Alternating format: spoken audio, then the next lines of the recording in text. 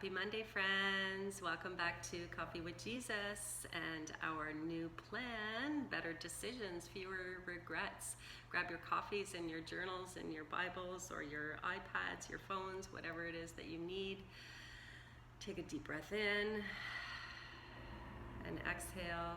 Just prepare your hearts and your minds and allow God to speak to you this morning in this area of decision making, and let's see what he has for us today. We are starting out in the book of Jeremiah, chapter 17, verse 9. The human heart is the most deceitful of all things and desperately wicked. Who really knows how bad it is?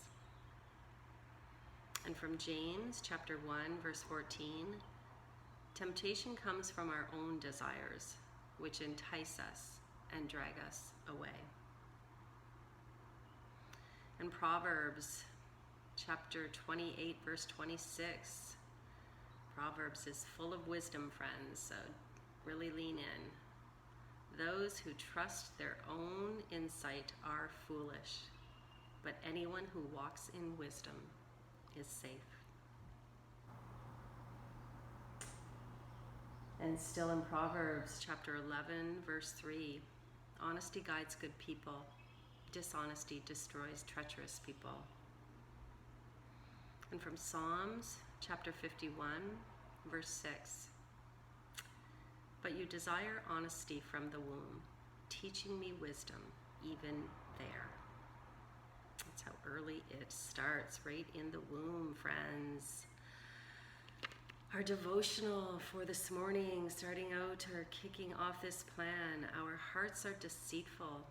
They can be dangerous. It's why we're so convinced and at times so convincing. We don't merely lie to ourselves, we deceive ourselves. There is a way to keep our deceitful hearts in check. Here are 3 tips. To begin with, admit it. The sooner you embrace this uncomfortable, disquieting fact about yourself, the quicker you'll be able to develop and maintain a healthy suspicion. The more open you'll be to information and advice that conflicts with where your heart is taking you. The more cautious you will be when the salesman inside you starts selling you. The easier it will be to recognize what you are tempted to justify may be just a lie you're telling yourself. Second, ask it. Ask the question, am I being honest with myself? Really? Have a heart-to-heart with yourself. Have it in the mirror. Look yourself in the eye. Seriously, stand in front of the mirror and ask yourself out loud and use your name. Sue, are you being honest with yourself? Really? And then tell yourself the truth, even if you don't plan to act on it.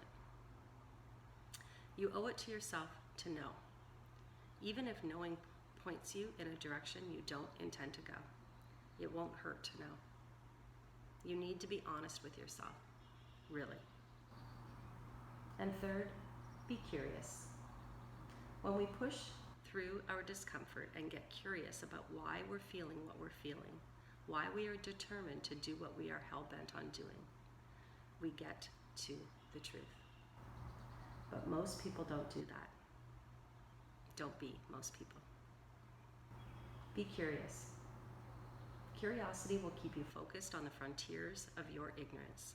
That's where we learn. That's where we gain insight.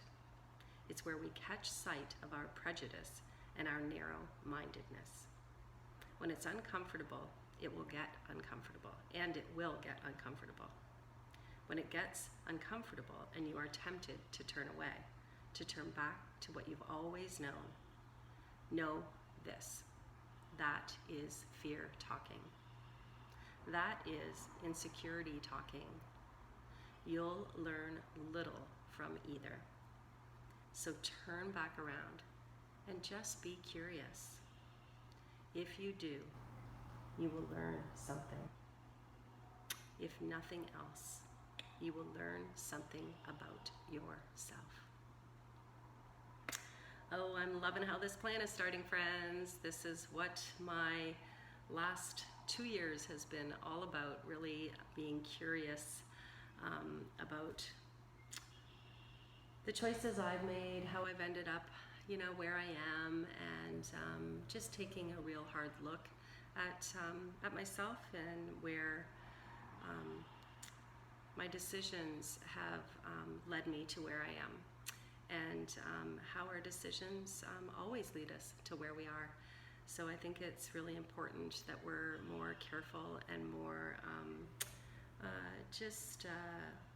we really contemplate our decisions. We really, go to the Word, look to the Word for helping us, guiding us, directing us in making wise decisions, so that that we end up with good results. Never completely guaranteed, but I think if we just pause and we get curious about what it is that is driving our decisions, and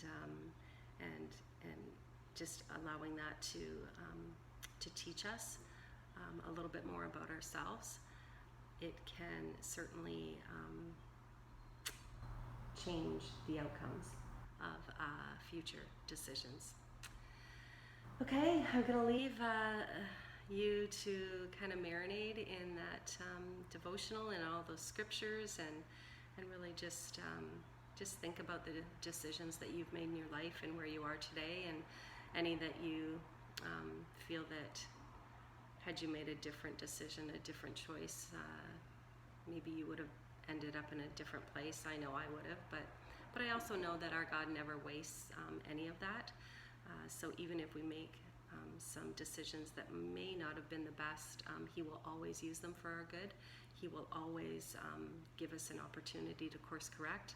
So as I say, nothing is wasted. So this is not a time for condemnation about choices that we've made, decisions that we've made. This is about just making better decisions going forward. So I hope that has resonated with all of you as it has with me. And I wish you an awesome Monday, and I will see you all tomorrow morning for day 2 of this new plan, Better Decisions, Fewer Regrets. Thanks for joining me. Love you all. Have an awesome day.